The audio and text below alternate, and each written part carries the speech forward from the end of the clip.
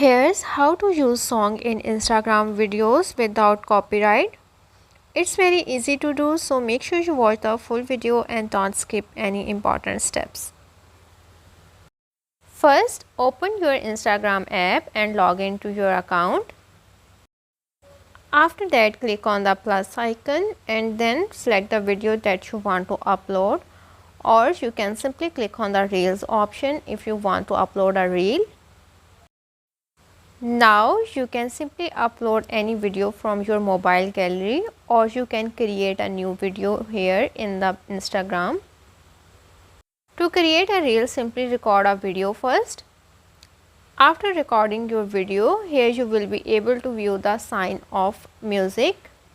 Click on the music icon at the top.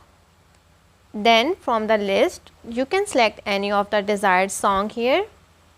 The music that you take from Instagram library is copyrighted free.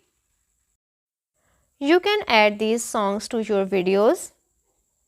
This is a great and a simple way to add songs to your videos without copyright.